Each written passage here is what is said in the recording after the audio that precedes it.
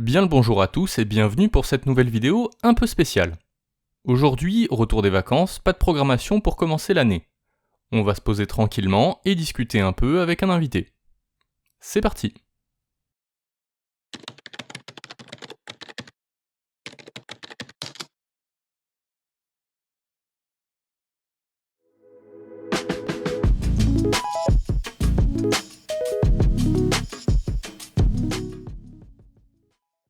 Aujourd'hui donc, on va discuter avec un professionnel du jeu vidéo qui nous fait le plaisir de participer à cette vidéo. Tout d'abord, bienvenue. Est-ce que tu peux te présenter ? Je suis Loïc Manglou, game designer chez Studio Pitaya, et je suis président du collectif Bouffetang, qui est l'association régionale SNJV, qui représente les professionnels du jeu vidéo à La Réunion. Est-ce que tu peux nous parler des métiers du jeu vidéo, entre guillemets un petit peu les lister ?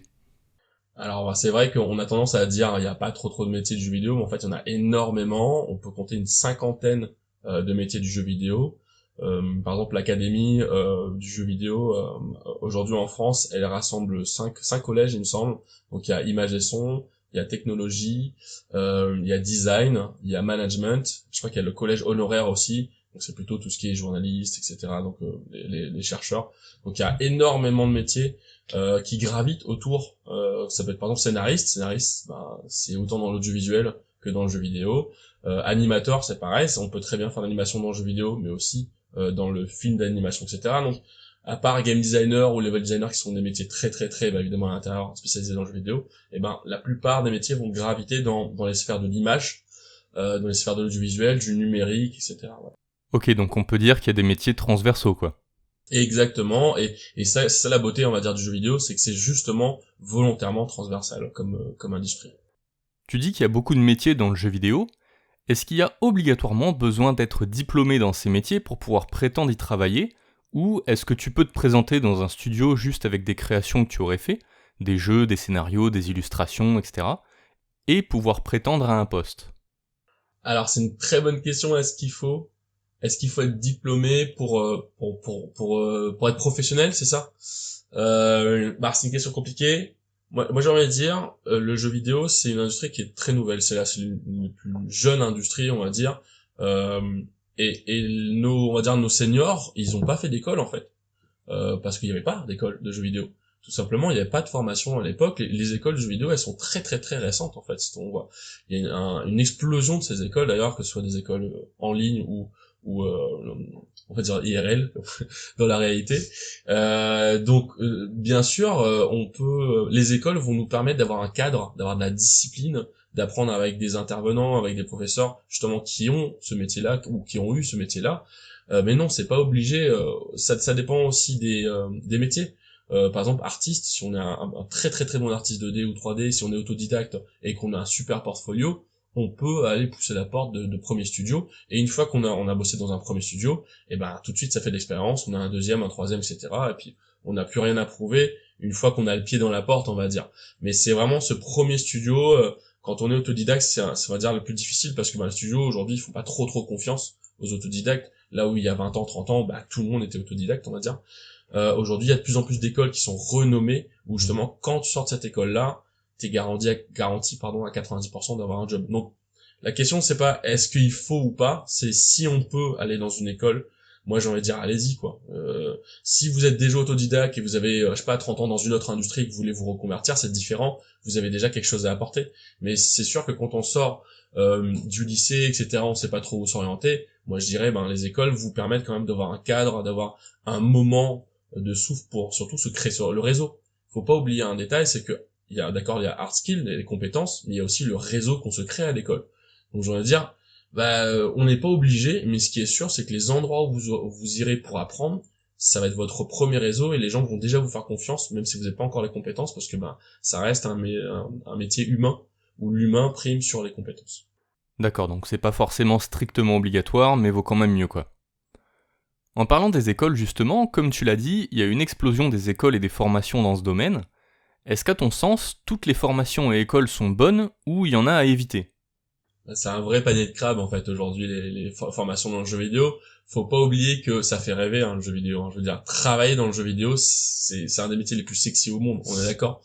Mais évidemment, ça veut dire qu'il y en a qui vont profiter. En fait, c'est vraiment, il y a beaucoup de formations qui vont vous vendre monts et merveilles. Et je parle forcément moi je suis game designer, donc ça me parle les formations de game design. En fait, ça s'est multiplié, ça a fait x10, x15, rien qu'en métropole. Enfin, je veux dire rien qu'en France. Il y en a de plus en plus en fait, et on n'a pas besoin de plus en plus de game designers en fait, par exemple. Donc il y a des métiers qui vont être en tension, des métiers où on aura besoin de former des gens, et d'autres métiers où il y en a trop, il y a trop de gens. Donc là la question c'est, bah d'accord, tu veux te former, quelles sont les meilleures écoles? Et ben il faut se renseigner en fait. Il faut juste aller faire cette recherche là. Moi je veux pas conseiller une école plutôt qu'une autre parce que je suis pas je vais pas faire du sponsoring etc. Mais si on fait le job vraiment, allez, en une demi-heure sur internet on peut trouver vraiment les écoles qui sont solides, les formations en ligne qui sont solides. Je peux lâcher comme ça en France, il y a un truc qui s'appelle Game Coder, je sais pas si tu connais, mais il y a vraiment des ressources qui ont justement des retours. Le plus important c'est d'avoir des retours des gens qui ont été formés en fait. Faut faire attention à vraiment des mecs qui vous disent comment la plupart du temps c'est tu veux faire ton MMO, vas-y paye cette formation et à la fin t'auras un MMO. Non en fait, c'est juste pas possible. Les MMO c'est la pire des choses au monde pour commencer ton projet. Donc la plupart du temps les formations où en fait vous pouvez faire confiance, c'est les mecs qui sont honnêtes envers vous en disant c'est dur de faire un jeu vidéo et on va vous apprendre pas à pas comment faire déjà un premier jeu vidéo. Tout simple, mais au moins de faire justement l'intégralité des choses qu'il faut faire pour sortir un jeu vidéo. Ça, c'est vraiment des preuves, on va dire, de confiance, etc. Donc moi, je dirais plutôt, renseignez-vous. Surtout, on a la chance d'avoir des réseaux sociaux aujourd'hui avec des groupes de professionnels ou de passionnés, justement, qui ont les mêmes questions que vous. Vous posez la question sur les réseaux, et généralement, vous avez des très très très bons retours. Et vous prenez évidemment ceux qui ont le plus de j'aime, hein, d'accord. Il y a quelqu'un qui dit ça, ah ouais, je dis ça, etc. Parce que la communauté des créateurs de jeux vidéo, c'est ça qui va vous protéger, plutôt que d'aller payer, je sais pas, des fois 500 balles sur une formation qui va vous apporter rien du tout, et ça peut monter très vite. Ok, donc on en revient au fait que si on a des doutes ou des questions, faut pas hésiter à aller demander à des communautés pour trouver les bonnes infos. En complément de tout ça, qu'est-ce que tu penses des outils permettant la création de jeux, du style les IA qui codent pour toi en leur fournissant des commentaires, la génération de dessins, tous ces outils qui vont entre guillemets mâcher le travail? C'est un peu une question trendy, la question de l'outillage, où on a tendance à dire du sur-outillage en fait. C'est que on va pas se leurrer aujourd'hui pour faire du jeu vidéo. Si on veut faire vraiment un jeu vidéo intéressant, il faut qu'on utilise des outils. On est d'accord, Unity, Unreal, ce sont des canvas qui sont assez récents dans l'industrie. Avant, on codait des jeux en assembleur. Hein. On a fait on a fait du progrès, et le progrès c'est bien, mais généralement le progrès fait peur. Il y a qu'à voir justement l'intelligence artificielle, le tollé qui se prennent là aujourd'hui. Donc ouais, carrément moi j'ai pas peur de l'outillage en fait. Moi pour moi la plupart des outils qu'on a utilisés, par exemple l'intelligence artificielle Copilot, il y a un truc que Visual Studio a installé pour faire de l'intelligence, donc de la complétion de code. On va dire qui s'adapte à comment tu codes. Moi, je trouve ça fabuleux parce qu'au final, en tant que game designer, même de développeur, ce qu'on veut faire, c'est des jeux intéressants. On veut pas réécrire la même ligne de code qu'on a déjà écrit pour une cinquantaine de projets, une centaine de projets. On veut pas. Je veux dire, la plupart des outils, depuis la nuit des temps, nous servent à améliorer notre quotidien, à faire du confort pour justement passer du temps sur les choses qui comptent en fait. Le feu, la voiture, Internet, tous ces outils-là, les premiers, dès que c'est arrivé, on a craché dessus. Internet, Photoshop, on a craché sur Photoshop, oui, ça va remplacer les photographes, Unity, ça va remplacer les codeurs, etc. Parce que c'est la première fois que les artistes touchaient un moteur de jeu. Donc moi j'ai envie de dire, à chaque fois qu'il y a une nouvelle technologie, à chaque fois qu'il y a un outil qui rentre dans un pipeline, il y a des gens qui ont peur et des gens qui crachent dessus, qui disent que ça va voler du job. En fait, c'est pas vrai. En fait, ce qui se passe, ce qui s'est toujours passé, c'est que la technologie va prendre l'usage, on va dire, des personnes, et soit ils vont l'utiliser, soit ils vont pas l'utiliser. Donc soit c'est un gadget, soit c'est vraiment une technologie qui va rentrer dans le pipeline, et les gens vont faire plus des choses qui kiffent, on va dire, qu'ils aiment, c'est-à-dire, moi j'ai envie de faire du high code, j'ai envie de faire du scénario, j'ai envie de faire du gameplay. Et j'ai plus envie de faire les mêmes coroutines, les mêmes patterns, les mêmes trucs chiants que j'ai déjà fait une centaine de fois. Ça sert à ça, les outils. Arrêtez de faire des trucs qui sont boring. J'en ai marre de déplier les UV. Donnez-moi, déplier des UV, c'est les trucs vraiment les plus chiants dans le truc de 3D. Donnez-moi des outils qui me permettent de me simplifier la vie et se concentrer sur le fun, en fait. Faire des jeux fun, et pour ça, il nous faut des outils. Ouais, je comprends. Vu comme ça, effectivement, l'utilisation d'outils peut être intéressante. À côté de ça, on entend pas mal dire que les outils, sans généraliser mais dans pas mal de cas, sont susceptibles de produire quelque chose, mais ça sera pas forcément opti. Est-ce que c'est grave? Je suis d'accord, mais en fait, c'est un peu comme un biais cognitif. C'est qu'on prend un tank pour beurrer une biscotte. On va prendre des outils, mais oui, mais c'est pas adapté à ça. Mais oui, parce qu'en fait, cet outil, il est adapté à un certain contexte.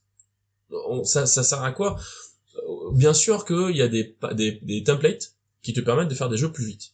Et bien sûr qu'il y a des limites. Bien sûr si tu fais un jeu from scratch, tu fais ton moteur from scratch, etc., tu auras plus de contrôle.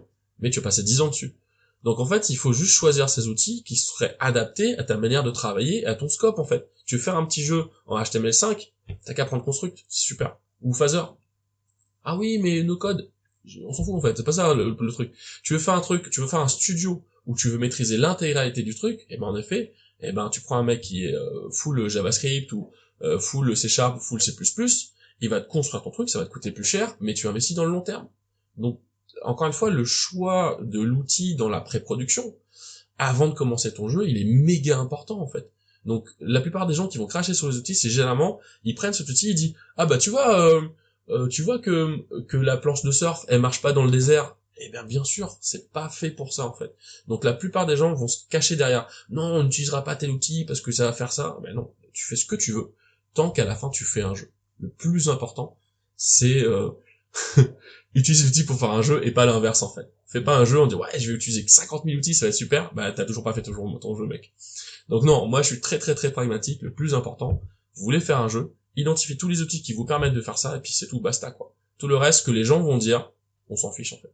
Ok, donc faut vraiment pas avoir peur des outils, faut juste bien les choisir. Bien définir la limite, bien définir le scope, le modèle économique, hein. Il y a des outils où tu sais pas et en fait faudra leur payer la moitié de ton salaire, etc. Après, faut vraiment se renseigner. Aujourd'hui on a la chance, c'est une chance d'avoir ces outils. Encore une fois, il y a 20 ans, 30 ans, les développeurs, ils étaient en PLS total. Et on a cette chance de justement pouvoir choisir des outils qui sont gratuits. Avant, le moindre outil, le moindre logiciel, ça coûtait un bras, quoi. Donc on a vraiment ce luxe de pouvoir choisir nos outils. Donc non, ce sont des chances.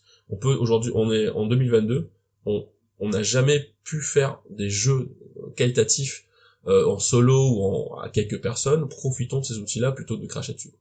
Ok, le message est passé. Tant qu'on en est à parler des outils, t'aurais des conseils ou des pistes d'outils par rapport au C++? Alors pour le C++, moi aussi qui m'étais renseigné justement parce que j'avais pas mal maîtrisé le C# avec Unity notamment, et c'est vrai que le C++ est omniprésent, on va dire, hein, dès qu'on s'intéresse vraiment aux jeux vidéo et la programmation objet, hein, par exemple Unity était fait en C++, Unreal était fait en C++, on peut coder aussi en C++ sur Unreal. C'est sûr que moi si je devais commencer à faire justement un jeu sur C++, ça serait utiliser la librairie SFML, je sais pas si tu connais, mais SFMS, c'est vraiment une librairie qui va t'aider à utiliser C++, mais encore une fois, il y a des trucs qui sont très très très très chiants à faire en C++, et on n'est pas là pour ça en fait. On est là pour utiliser le C++, pour faire des choses super cool, pour faire du gameplay, etc. Et donc SFML va te permettre d'utiliser la plupart des choses, comme Unity, hein, comme encore une fois les librairies Unity, les librairies de Unreal vont vous permettre de faire un jeu, d'utiliser des sprites, d'utiliser des systèmes d'animation, etc. Bien sûr qu'on peut les coder à la main, et il y a des choses que tu voudras coder à la main en C++, et c'est cool. Si t'as envie de le faire, et si tu sens que t'as la capacité de le faire, et pas d'utiliser une librairie comme SFML, c'est-à-dire que t'as les reins assez solides pour le faire. Sauf que le premier jeu qu'on fait en C++, on a intérêt à avoir une bonne librairie. Donc, en itération 1, c'est la première chose qu'on va faire, on va utiliser la librairie. Peut-être qu'on va se dire, peut-être en itération 2, j'ai envie de changer, j'ai envie de faire mon propre système d'inventaire, et du coup ça va être super cool parce que au moins t'en as déjà un qui tourne. Et la plupart des gens vont faire l'inverse, vont dire non j'ai envie de tout faire, et au final ils vont pas faire leur jeu. Ils vont juste faire un système d'inventaire qui va leur prendre 6 mois de leur vie, ils vont être épuisés, et ce sera tout en fait. Et la plupart des gens, 80% des gens, vont faire ça en fait. Alors oui, SFML c'est prévu, mais faut pas le dire encore. Par contre, c'est intéressant ce que tu dis, ça rejoint un peu la question d'avant.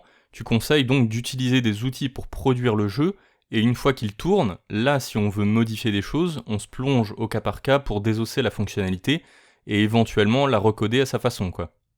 Le plaisir de faire un jeu, moi je me rappellerai toujours la première fois que j'ai sorti mon jeu, on peut pas décrire ça en fait. Avoir publié un jeu, ça demande tellement d'efforts. Donc en effet, moi je conseillerais toujours de faire un squelette. de faire un squelette avec tous les outils que vous voulez, le plus vite possible, vous codez toutes les mécaniques qu'il faut. Même si c'est, voilà, même si c'est des librairies, même si c'est des outils, etc. Et une fois, voilà, c'est fait. Et à partir de ce moment-là, je peux mieux faire. Comment je peux mieux faire? Ah bah, va falloir que je le code moi-même. Ok, comment je le fais, etc. Donc toujours, le principe d'itération, il marche très très bien en jeu vidéo. Donc voilà, des boucles sur des boucles sur des boucles, c'est du versionning. Donc la version 1, c'est vraiment, on fait le plus vite possible, on essaie d'utiliser le plus d'outils possible. Et ensuite, on commence à s'amuser en disant, bah ouais, bah j'ai une vision un peu plus précise de ce que je veux faire, mais au moins les gens peuvent tester, les gens peuvent me donner des retours, et ça c'est le plus important dans le jeu vidéo, c'est qu'on va très vite se rendre compte qu'on peut plus tester notre propre jeu, et pour ça il faut que les gens puissent le faire, le tester. Donc voilà, itération 1, voilà, faites l'intégralité des mécaniques comme vous pouvez avec le plus de librairies possible, et ensuite on itère. Intéressant, je garde ça dans un coin de ma tête. Depuis tout à l'heure, on parle de créer un jeu, sans trop rentrer dans le détail par rapport à la plateforme ciblée, console, mobile, PC, ni au type de jeu, FPS, sport, RPG, etc. Quelles sont les étapes de création d'un jeu ? Alors les étapes de création d'un jeu vidéo, elles sont assez simples. Prenons à la base une personne, ça peut être toi, ça peut être moi. On a une idée en tête. Généralement, bah voilà, c'est j'ai envie de faire un petit bonhomme qui se déplace et il va aller sauter sur des champignons et des tortues. Il va aller sauver une princesse. Voilà, c'est une idée. C'est juste une idée qui est dans ma tête. La première chose, c'est qu'on va transformer cette idée en concept. Le concept, c'est juste on va prendre une feuille ou un Word, etc., Google Doc, et on va écrire, on va essayer de détailler un petit peu quelles sont les mécaniques fondamentales, hein, d'accord, quels sont les objectifs, quelles sont les limites du jeu. Donc une fois qu'on a ce document-là, ce concept-là, on va le retravailler encore une fois pour justement détailler le plus possible toutes ces mécaniques-là. Donc on va rédiger un cahier des charges qui s'appelle le Game Design Document, donc le GDD. Et à partir de ça, on va rentrer en pré-prod, où on va continuer, on va demander à des concept artistes, à des gens de nous donner des visuels, à faire du level design, donc des métiers qui rentrent en résonance justement sur la préparation de ce jeu. On n'est pas encore sur Unity, on n'est pas encore sur Unreal, on n'est pas encore sur du C++, sur du visuel, etc. On est vraiment sur, il faut que l'intégralité du jeu soit pensée avant même de pouvoir coder, parce que sinon, bah, on va perdre du temps, etc. Donc, une fois que ce concept et cette pré-production sont faites, généralement, dans la pré-production, on met aussi le prototype. Là, une fois qu'on a le cahier des charges qui est intégralement rédigé, on peut faire d'autres documents comme le TDD ou pas, mais ça dépend en effet de la taille de ton équipe, mais on peut dire que c'est bon. Le jeu, il existe, on va dire, en écrit. On peut passer sur notre moteur et commencer à prendre un petit cube et commencer à tester les mécaniques. Donc une fois qu'on a le proto, on peut se dire c'est bon, bah le proto il marche bien, il est fun, les gens aiment bien, on va passer en prod.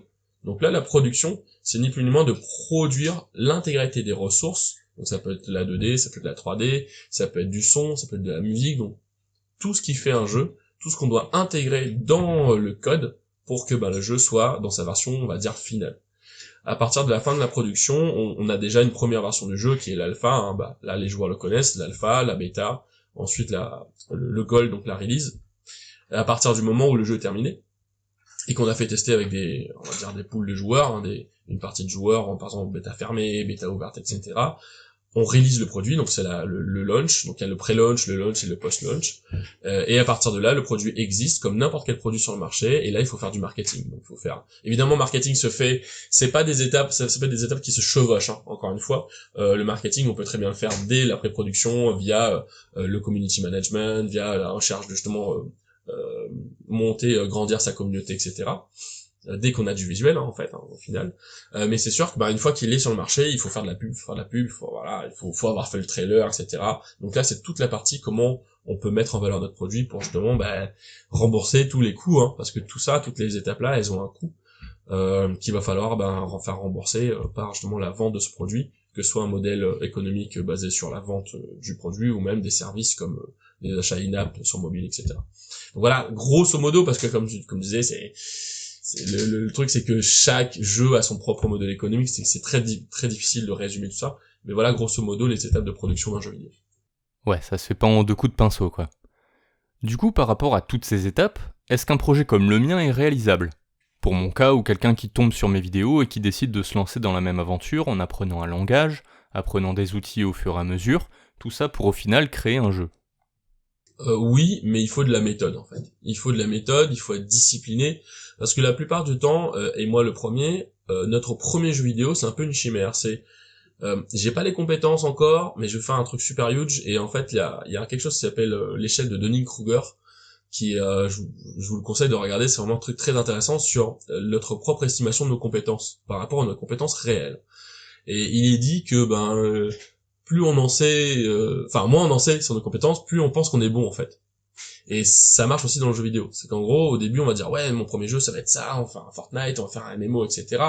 Et non, en fait, globalement, notre premier jeu, on pourra pas le faire. Donc, ce que je conseille de faire, c'est justement de faire brique par brique. D'essayer de faire des très très très petits jeux dans lesquels les mécaniques de notre jeu qu'on veut faire dans notre tête, hein, ce qu'on appelle le blue sky, hein, donc c'est le ciel bleu, c'est si jamais tout se passe bien, c'est le jeu que je veux faire, et ben de faire des petits tests d'abord justement, d'isoler les mécaniques. Je sais pas, je veux faire un jeu de gestion. Ah bah quelle mécanique il faut pour faire un jeu de gestion? Ah bah faut pouvoir construire des trucs. Est-ce que je sais comment construire des trucs? Ah bah il faut un espace. Ah est-ce que je sais? Donc déconstruire toutes ces mécaniques, les tester de manière isolée, donc par plusieurs petits projets, hein, ça peut être des projets, ça peut être un Pac-Man, ça peut être un Memory, ça peut être vraiment des petits trucs, des cas d'école, hein, et essayer de voir si en effet on est en capacité réelle. On coche toutes ces cases, je sais faire ça, je sais faire un déplacement de personnage, je sais sauvegarder une partie. On dirait pas, mais sauvegarder une partie, c'est facile pour un joueur, mais derrière, ça demande pas mal de réflexion. Qu'est-ce qu'on sauvegarde pas, comment on le fait, est-ce qu'on utilise telle classe. Donc ça, c'est vraiment ce qu'on appelle des verrous techniques. Il faut identifier les verrous techniques et savoir si on peut les cocher. À partir de ce moment-là, oui, on est prêt à faire le jeu de nos rêves, à savoir notre premier jeu, etc. Donc ça a l'air un petit peu dangereux comme ça, mais c'est une aventure. Moi, ça fait 10 ans que je fais ça et je je changerais de métier pour rien au monde, mais c'est juste qu'en effet, il faut pas vendre du rêve, on va dire, aux jeunes créateurs, donc oui, tu vas faire le jeu de tes rêves, etc. Tu vas pouvoir le faire, mais il va falloir vraiment être très méthodique, apprendre toutes les choses qu'il faut apprendre pour pouvoir le faire. Donc oui, la réponse est oui. Votre projet, il est réalisable, mais il faut, on va dire, faire attention et se motiver et se renseigner et se former pour pouvoir le faire. Ah, c'est un pro qui le dit, continue de regarder mes vidéos, on va y arriver. Mais j'ai bien compris, mon projet MMO attendra, on commencera avec un Pong. Bon, en vrai, c'est ce qui était prévu. Peut-être que certains se poseront la question, au-delà de la passion de créer un jeu et de le partager, est-ce que c'est possible pour quelqu'un de non professionnel de commercialiser un jeu ? Oui, bien sûr. Encore une fois, comme je disais, on a cette chance aujourd'hui de pouvoir intégrer le marché des indépendants comme jamais en fait. Avant, le marché des indépendants n'existait quasiment pas parce qu'on était obligé de passer par des publishers, des éditeurs qui prenaient le jeu et le mettaient sur disquette, le mettaient sur CD-ROM, etc. Et tu pouvais le retrouver dans les centres commerciaux. Aujourd'hui, on peut très bien être un particulier, apprendre, que ce soit encore une fois en autodidacte ou en école, sortir un jeu, le mettre sur mobile ou le mettre sur le Steam, etc. C'est devenu accessible. Aujourd'hui, c'est devenu très accessible de sortir son premier jeu de manière commerciale. Par exemple, ça peut être sur itch.io. Donc il y a plein de plateformes ou GameJolt, etc. qui vous permettent de tester le marché, de savoir si déjà votre communauté elle aime votre jeu, est-ce que votre jeu il est trop cher ou pas, est-ce qu'on a pu vendre, est-ce qu'on n'a pas pu vendre, etc. Combien de personnes vous touchez. Donc oui, ça peut être très intéressant le plus tôt possible de dire quand vous pensez que vous avez les armes pour le faire, quand vous avez les compétences, de faire un premier jeu et surtout de le sortir de manière commerciale. Faut pas oublier que faire un jeu vidéo c'est pas facile et que vous méritez, même si vous êtes passionné, vous méritez d'être payé pour le faire. Moi je me rappellerai toujours la première fois où en fait on a reçu assez d'argent pour pouvoir se payer une bière, et j'ai dit voilà, c'est le jeu vidéo qui commence à me payer ma bière, quoi. Cette bière là que j'ai achetée, c'est grâce au jeu vidéo qu'on a fait. Et ça m'a donné le feu pour les 5 ans qui sont arrivés après, quoi. Tu vois, c'est dire voilà, le jeu vidéo que j'ai fait me permet de manger. Et je pense que c'est ça qui tease en fait. C'est vraiment de dire ok, je fais un jeu, c'était fun, mais en même temps ça commence à devenir le métier que j'ai envie de faire. Et je vais tout faire pour en créer un vrai modèle économique, monter ma société et faire en sorte que demain je me mets en full time, hein, parce que j'espère que c'est un peu le but, me mettre en full time game dev et de faire un jeu, un deuxième, un troisième, un quatrième, gagner des awards, passer à la télé, aller dans des salons, voilà, tous ces trucs là que moi j'ai pu faire. Moi aujourd'hui, j'étais à l'Africa Game Week il y a pas trop longtemps et bien sûr ça vend du rêve, quoi. Ça vend du rêve, mais C'est pas facile, c'est une aventure et ça passe par en effet aller voir des vidéos en C++ sur YouTube, s'accrocher, faire ses premiers concepts et voilà, et sortir son premier jeu commercial. Et je vous recommande vraiment de le faire. Et ça, même si tu n'es qu'une personne lambda sans avoir de société? Bah alors là on rentre vraiment dans les détails, mais on n'est pas obligé de créer une société tant qu'on ne fait pas tant de chiffre d'affaires, etc. Bref, si tu gagnes 10 euros sur ton jeu, crée pas une société. tu, tu crées une société quand tu commences vraiment Quand tu vois que ça marche. que ça marche et que tu commences à vraiment devoir justifier, surtout auprès des impôts. Faut pas oublier que même si on gagne, je sais pas, 100 euros, faut falloir le déclarer, mais t'es pas obligé d'avoir une société. Donc là, il faut se renseigner. Hein. J'ai pas je suis pas un avocat, ni un notaire, ni etc., un expert comptable, etc. Il y a des paliers où quand tu commences à te dire oui, bah déjà c'est aussi un mindset, c'est que vraiment si tu veux faire des prestats, si tu veux te facturer, etc., va falloir avoir un SIRET, donc va falloir créer son entreprise. Mais si c'est de l'autoproduction, c'est etc., tu gagnes voilà 10 euros, 20 euros, etc., ça ne sert à rien de commencer à créer ton entreprise. Tu crées une entreprise, donc vraiment tu vois que c'est l'activité principale que tu veux faire. Si c'est un side project un truc à côté, pour le moment, j'ai envie de dire, tu testes un petit peu la commu, teste un petit peu ton modèle économique, et si t'as un incubateur à côté, tu peux te faire incuber, c'est très bien, parce que justement l'incubateur te permet de ne pas encore créer ton activité, de tester ton marché, de tester ton modèle, et ensuite, le cas échéant, si vraiment t'as des retours positifs, si t'as des investisseurs qui sont intéressés, là tu crées ta société. Ok, ouais, donc faut y aller par étapes, et surtout c'est un palier à passer au moment voulu, c'est pas quelque chose à prendre à la légère non plus, quoi. Exactement. En fait, il y a un gros palier entre être créateur et être entrepreneur. C'est, j'ai envie de dire, c'est deux mondes totalement différents. Et on peut être un très bon créateur, un très mauvais entrepreneur. Et on peut être un très bon entrepreneur et être un mauvais créateur. Mais le but, ça serait d'être les deux, en fait. D'être un très bon créateur et de s'intéresser à un minima pour dire, ok, bah, je sais faire des bons jeux, comment je peux en vivre? Et ça, ben, j'ai envie de dire, c'est plus des tutos de C++ qu'il faut, il faut regarder, c'est tout autre, un autre pan, mais c'est tout aussi intéressant. Oui, ça effectivement, c'est pas sur ma chaîne qu'on trouvera ça. En tout cas, pas pour le moment. Mais je m'avance pas trop, on sait jamais. Après, pour ceux qui sont genre exclusivement attirés par la création de jeux et pas du tout par l'entrepreneuriat à cause des contraintes, administratives, envies, etc. On trouve un associé qui lui va faire des fois il faut juste assumer, il faut être honnête, dire bah je veux pas le faire en fait, je veux pas être entrepreneur, je veux juste faire des jeux. Et du coup, bah trouver un associé qui veuille le faire et qui dit bah je veux pas être un créateur, je veux juste et bah des fois ça marche en fait. Des fois ça marche de trouver quelqu'un qui où on assume le fait qu'on n'a pas ces compétences et qu'on veut pas les avoir et de bien s'entourer. Donc généralement, les bons entrepreneurs, c'est ceux qui savent bien s'entourer en fait. Les bons créateurs, c'est pareil, ils savent bien s'entourer. Peut-être qu'il va y avoir des gens qui vont regarder cette vidéo qui ne coderont pas forcément en C++, mais qui seront attirés par un autre langage. Est-ce que par hasard tu aurais des conseils par rapport à où trouver les bonnes informations concernant les outils, les librairies, etc., touchant les différents langages? Oui, il y a plein, alors, il y en a tellement là de tête, là, tu me poses une colle. Alors généralement, là j'ai fait un peu d'autopromotion, mais j'ai un groupe Facebook qui s'appelle Créateurs de jeux indépendants francophones, qui justement a ce rôle-là d'essayer de centraliser les ressources pour les créateurs de jeux francophones. Donc là justement, bah, la première question qu'on se pose, c'est en effet comment bien avoir des bonnes ressources, comment avoir des bons outils, etc. Et il faut bah, aller dans les bons réseaux et poser la question en fait. Parce que si on pose en effet la question sur Internet, sur Google, eh ben on va être, on va dire overflowed, on va être noyé d'informations et c'est pas le but. Donc moi je dirais, au lieu de moi de vous conseiller tel ou tel outil ou telle ressource, j'ai envie de dire, ben allez dans ces groupes-là qui rassemblent, ce sont des réseaux qui rassemblent des créateurs, que ce soit des passionnés ou des professionnels, et poser la question directement à ces personnes-là. Ils seront ravis de vous dire, ben voilà ce qui a marché pour moi, et voilà pourquoi ça a marché pour moi. Parce qu'encore une fois, je peux pas vous conseiller parce que soit vous êtes des artistes, soit vous êtes des développeurs, soit vous êtes des développeurs software, soit vous êtes des développeurs gameplay. Encore une fois, il y a une cinquantaine de métiers, et je peux pas vous dire, ben allez sur tel site, ça va répondre à toutes vos questions, parce que ça n'existe pas en fait, ça n'existe pas. Ce que je peux vous conseiller, c'est de rejoindre un réseau, ça s'appelle Discord aussi, hein. Discord, c'est devenu un outil fabuleux où on peut rejoindre des groupes francophones ou même anglophones, hein, si vous êtes anglophone. Rejoignez ces réseaux-là parce que ça va aussi vous donner la force de continuer parce que ça reste une aventure solitaire. On est tout seul sur son PC à essayer de chercher des informations et ça fait du bien aussi de dire qu'il y a une commu derrière qui veut faire exactement les mêmes choses que vous et qui ont vécu les mêmes choses que vous parce qu'ils sont aussi plus avancés que vous certainement. Donc rassurez-vous, motivez-vous entre vous et ça passe par rejoindre ces communautés-là. Donc encore une fois, les meilleures sources, ça sera les communautés. C'est pas la première fois que cette réponse revient, et comme tu disais, même si c'est une aventure solitaire, au final les communautés c'est bien pour l'entraide, déjà, l'apport de bonnes informations basées sur les expériences de chacun, puis c'est aussi un bon endroit de partage de ce qu'on fait, ça permet de garder la motivation par rapport aux retours qu'on peut avoir et faire. Des retours qualitatifs, des retours constructifs, soyez humble parce que personne ne sait tout.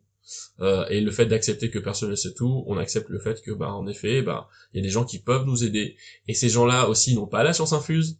Ils vont te dire, voilà ce qui a marché pour moi. Il va falloir faire son propre cahier, on va dire, de ressources, cahier de tutos, etc. Et ça fait partie de l'aventure, en fait, de se faire son équipement avant d'aller dans un donjon. Et c'est le plus important, en fait. Donc, moi, c'est ce que je vous conseille, c'est de créer votre propre réseau, trouver les bonnes personnes qui veulent vous accompagner, et il y en a, des gens bienveillants sur Internet, qui ont juste envie de progresser ensemble, et je pense c'est la première chose qu'il faut faire si jamais on veut se lancer dans cette aventure-là. Très bon conseil, que pour le coup j'ai déjà appliqué. Je reviens un peu en arrière concernant un truc que t'as dit plus tôt. Tu disais que les formations de game designer s'étaient démultipliées alors qu'il n'y avait pas forcément besoin d'autant de game designers. Est-ce que ça veut dire qu'il y a des métiers qui sont entre guillemets saturés et d'autres pour lesquels la demande est plus forte ? Alors, oui, le métier de game designer en tant que tel, il est très compliqué. Je veux dire, c'est pas qu'on n'a pas besoin, c'est juste qu'aujourd'hui, l'industrie est en train d'évoluer, et en effet, il y a de plus en plus d'écoles de game design qui vendent à ces étudiants le rêve de dire tu vas créer ton jeu de rêve, etc. Tu vas pouvoir créer.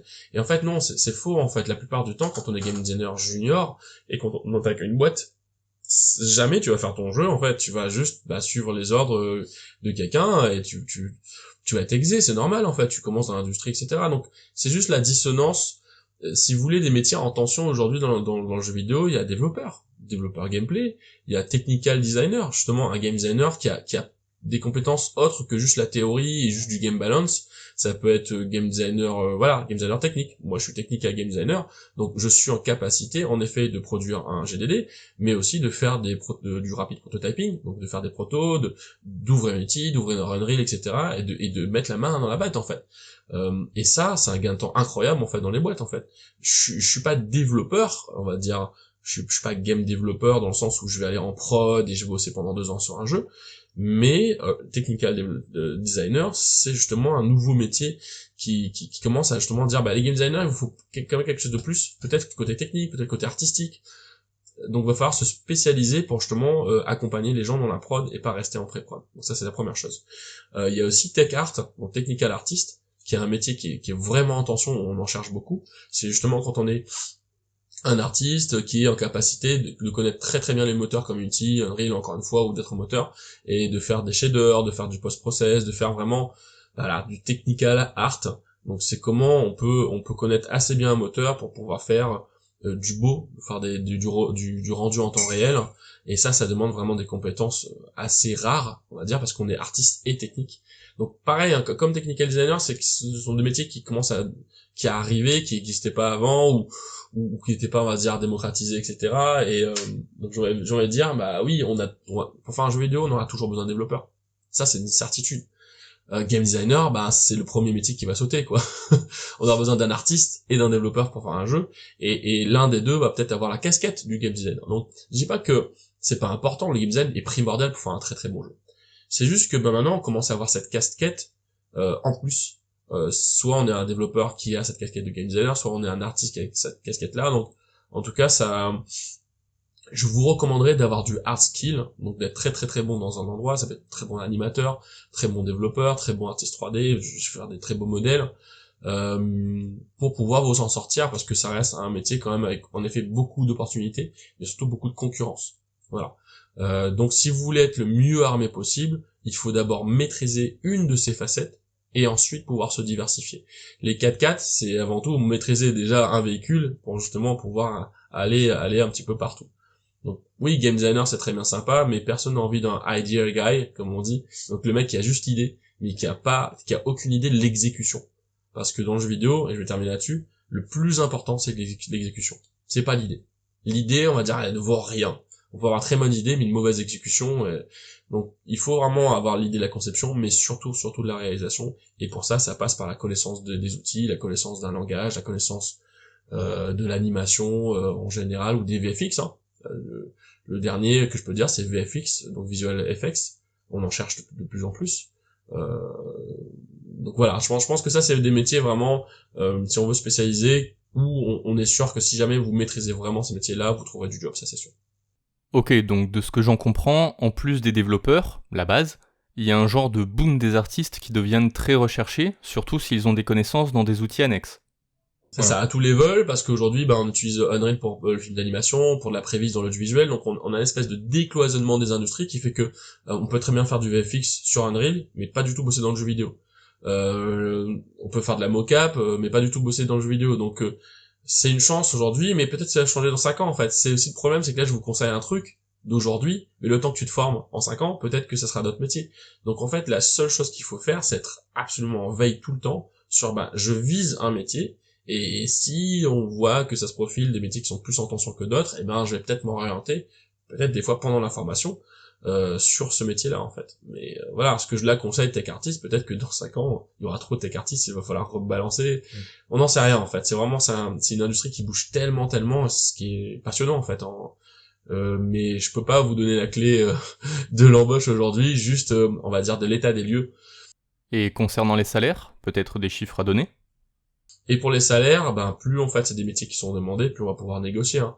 Mais généralement, quand on est junior, on prend le salaire qu'il faut, et puis après on essaye de rouler sa bosse et de jongler avec les studios. Plus on a d'expérience, plus on va être bien payé. Hein. Donc j'ai pas de grille de salaire à te proposer, parce que pareil, c'est très compliqué, parce que quand on bosse à Paris ou quand on bosse en province, c'est pas du tout le même salaire pour le même poste. Quand on bosse au Québec, c'est pas du tout le même salaire pour le même poste. Et même, c'est pas la même vie. Le coût de la vie est pas pareil. Donc là, clairement, je peux pas vous conseiller, tu vas demander 2000 plutôt que 3000, etc. Ouais, ça dépend de la taille de la boîte aussi. Ça dépend de la boîte, ça dépend de la taille de la boîte, ça dépend de votre affinité. Des fois, tu vas pas vouloir bosser à Ubisoft, plutôt dans une petite boîte comme Shiro Games qui est à Bordeaux. Tu seras moins bien payé, mais ça plutôt confortable, parce que c'est exactement les projets que t'as envie de bosser dessus aussi. Hein. C'est aussi des types de projets. Peut-être que t'as pas envie de bosser sur des jeux de course, mais c'est mieux payé. Mais donc tu préfères être moins bien payé, mais sur des jeux d'aventure, je sais pas. Donc c'est vraiment le but quand même. Là, on est d'accord, c'est de faire du jeu vidéo et d'être payé pour le faire. Et après, une fois que t'es expérimenté, que t'es reconnu dans l'industrie, t'as peut-être la chance d'être très très bien payé pour faire ce que tu aimes bien faire, en fait. Je comprends, ça dépend de trop de paramètres pour qu'on puisse donner des réponses précises. Même si pour la disparité des salaires on peut retrouver ça dans n'importe quel domaine, le fait que les métiers, notamment les besoins, bougent autant, ça vient du fait que l'industrie est encore jeune, donc en pleine fluctuation? Ouais, elle est jeune, allez. Elle est jeune. C'est pas qu'elle est jeune, c'est que c'est la plus jeune. C'est ça. Comparé au métier de l'audiovisuel, du cinéma et du numérique, hein, c'est vrai que c'est un peu jeune. Donc c'est une industrie qui est en train de se structurer. Jeune, ça peut paraître péjoratif, mais c'est la première industrie du divertissement. Hein, je veux dire, elle a dépassé le cinéma depuis un certain moment. Mais c'est vrai que elle est en mouvement. Elle est en mouvement parce que elle suit la tech. Et là, aujourd'hui, on peut faire de la VR, on peut faire de l'AR, on peut faire de la PS5, on peut faire du mobile, on peut faire tellement de choses. Et en effet, il y a 30 ans, c'était pas du tout la même industrie. Et pourtant, il y a des gens qui ont bossé dans le jeu vidéo il y a 30 ans qui bossent aujourd'hui dans le jeu vidéo. Donc les mecs, ils ont quasiment changé de métier, en fait. Je veux dire, t'es développeur, mais développeur il y a 30 ans, ça a rien à voir avec développeur aujourd'hui. Donc je pense que voilà, c'est un peu la flexibilité qu'on apprend et le fait d'apprendre des nouveaux outils encore et encore pour faire du jeu vidéo qui fait la spécificité du jeu vidéo. C'est pas le fait que ce soit jeune ou pas, c'est juste le côté organique, on va dire, de cette nouvelle industrie, on va dire. C'est cool en tout cas que ça reste pas quelque chose de figé, ça permet d'avoir des évolutions. On va parler un peu local, vu qu'on est à La Réunion, quels sont les centres de formation qui existent ici? Où aller si on veut se lancer dans l'aventure? Alors, à La Réunion, ce qu'il faut savoir, c'est un très petit territoire, il fait très beau tout le temps, venez à La Réunion, sauf quand il y a des cyclones. Mais ce qui est sûr, c'est qu'il y a une seule école aujourd'hui qui fait du jeu vidéo, en tout cas qui forme au métier du jeu vidéo avec un certificat et un diplôme, c'est l'Institut L'Image de l'Océan Indien, donc lillois, qui forme des licences et des masters. Donc il n'y a pas que le jeu vidéo, il y a aussi audiovisuel, animation, multimédia. Et oui, en effet, il y aura des intervenants professionnels qui vont venir vous apprendre leur métier. Donc moi d'ailleurs en game design, j'interviens de temps en temps. Et c'est tout. On essaye de justement, nous, avec le collectif Bouffetang, de développer la partie formation, parce que qui dit filière dit forcément qu'il y ait un bassin d'emploi et un bassin de formation, et on peut pas compter malheureusement sur une seule école. Si on veut compter sur un boom de création d'emplois sur le territoire, il faut évidemment encourager la formation. Si demain l'île doit ferme, il y a plus de formation, donc il y a plus de filière, etc. Donc on est très très très prudent là-dessus, et on va toujours encourager à ce qu'il y ait de plus en plus de propositions d'opportunités pour des écoles à cet endroit-là. Donc on verra bien comment ça se profile. En tout cas, voilà, aujourd'hui, si vous voulez faire du jeu vidéo à La Réunion ou venir à La Réunion pour faire du jeu vidéo, soit vous vous formez à Lillois, soit vous êtes autodidacte, vous êtes déjà formé et vous nous voir à Bouffetang, parce que du coup on est l'après formation, parce qu'on essaie de structurer la filière et d'aider les professionnels, les porteurs de projets, à monter leur projet de jeu vidéo. Et on rappelle, pour ceux qui se sont déjà lancés là-dedans ou qui vont le faire, restez motivés. Avant de finir, est-ce que tu voudrais donner des conseils à ceux qui voudraient se lancer dans l'aventure de création de jeux ? Alors premier conseil, il faut être patient. Il faut être patient parce que la plupart du temps, on a beaucoup d'attentes envers notre premier jeu et envers nous-mêmes. Et on a tendance à se cramer la cervelle parce que on découvre, ça fait partie de la découverte, on découvre que c'est dur de faire la moindre chose quand on crée un jeu vidéo. Donc soyez patient, soyez humble, pardonnez-vous aussi des fois le fait que vous vous énervez parce que vous n'avez pas compris le tuto, etc. Et il faut construire brique par brique. Cette idée est assez importante parce qu'il faut se motiver dans cette aventure-là, et il faut faire des petits jeux, justement pour consolider les bases qu'on a pour pouvoir aller sur des modèles avancés. Et une fois qu'on est sur des modèles avancés, on commence nous-mêmes à comprendre que voilà comment je vais le faire en fait. Donc vraiment mon seul conseil, c'est la patience et la résilience devant tous les obstacles qui vont arriver devant vous, parce que c'est vraiment sortir son premier jeu, c'est quelque chose de tellement fabuleux. Moi j'étais dans mon premier salon de jeux vidéo où j'ai vu des enfants qui commençaient à jouer à mon jeu vidéo et à s'amuser et à s'éclater, à recommander, à revenir, à partir, à revenir, et à squatter l'endroit et à pas lâcher la manette. Et j'ai trouvé ça tellement merveilleux en fait de créer cette vie, en fait c'est de la vie, de créer cette animation, de créer ce divertissement, et c'est ça qui donne le feu. Mais avant d'arriver à ce salon avec ce jeu sur cette console, sur ce machin, etc. Il faut bosser en fait. Mais c'est ça la carotte en fait. La carotte, si on veut faire du jeu vidéo pour faire rêver les gens en fait. En tout cas moi je voulais créer des univers, créer des histoires, les raconter via ce média-là. C'est un des médias les plus riches qu'on connaît, pour justement que des joueurs puissent tester et voir un petit peu mon délire, mon univers. Donc voilà, la première qualité que vous devez avoir, c'est la résilience et la patience. Écoute, merci beaucoup pour toutes ces précisions et ces conseils qui, je l'espère, serviront à plein de gens, moi le premier. Un petit mot pour la fin à ceux qui vont regarder cette vidéo ? Regardez les vidéos de sa chaîne, parce que ça passe par là, ça passe par en effet bouffer du C++, du C#, etc. Tous les langages de programmation objet qui vous permettront de faire vos premiers jeux, et même vos seconds jeux, vos troisième jeux, vos quatrième jeux, parce que il faut toujours reprendre les bases. Moi-même aussi j'ai regardé ces vidéos de C++, et ne lâchez rien parce que ça vaut le coup de faire du jeu vidéo, et c'est une super aventure. Donc bon courage à toi surtout pour tes vidéos, et je serai le premier à suivre les prochaines vidéos. C'est super gentil et je compte pas arrêter d'en sortir, donc tout va bien à ce niveau-là. À bientôt. Encore merci à Loïc Manglou pour le temps que tu m'as accordé, c'était vraiment super sympa. Je mets en description le lien vers son site pour que vous puissiez aller voir les projets sur lesquels il a bossé, ainsi que son lien GameJolt pour The Creator is Mine, que j'irai tester dès que j'en aurai l'occasion. Merci également à toi et aux membres de l'équipe qui étaient présents de m'avoir accueilli au studio Pitaya pour l'entretien, c'était vraiment super cool. Et bon courage à vous pour votre premier jeu à sortir bientôt, qui s'appelle Gifted the Playhouse, avec un concept très sympa. Pareil, le lien du studio est en description et ça vous donnera plus de détails sur le jeu à venir. Nous, on se retrouve bientôt pour une nouvelle vidéo. J'espère que vous avez aimé cet entretien, que ça vous a apporté des réponses aux questions que vous vous posiez. N'oubliez pas, continuez de coder, c'est en pratiquant qu'on apprend le mieux. Salut!